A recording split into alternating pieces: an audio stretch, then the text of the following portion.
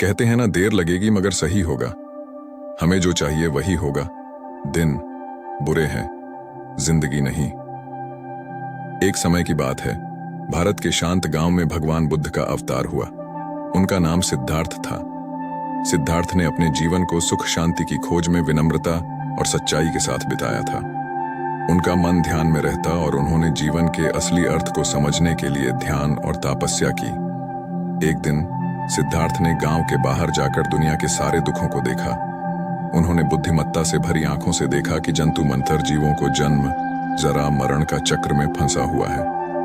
उन्होंने यह समझा कि जीवन में दुखों का कारण राग और द्वेष है और इनसे मुक्ति प्राप्त करने के लिए एक अलग मार्ग ढूंढना आवश्यक है।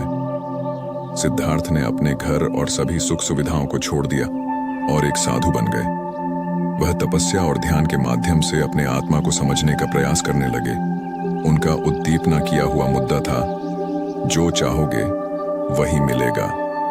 सिद्धार्थ की तपस्या ने विशेष रूप से एक बारिशी रात के दिन अपने पूर्व जन्म के संस्कारों को समझने में मदद की।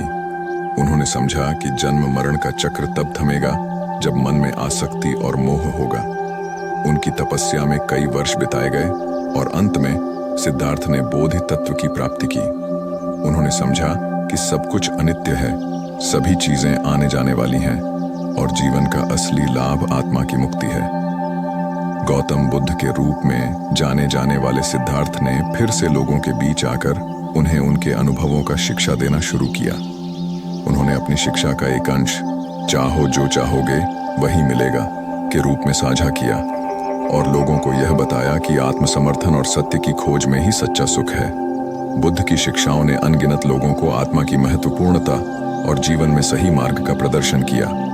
उनका उदाहरण और शिक्षाएं आज भी लोगों को मार्गदर्शन करती हैं और उन्हें सच्चे सुख की ओर ले जाने के लिए प्रेरित करती हैं। इस प्रकार सिद्धार्थ की आत्मकथा ने हमें यह सिखाया है कि जीवन का सबसे बड़ा सत्य है, जो चाहोगे वही मिलेगा, और यह नहीं कि हमारी इच्छाएं अस्थायी होती हैं, बल्कि वास्तव में सच्चा सुख आत्मा की शांति और मुक्ति में ही है।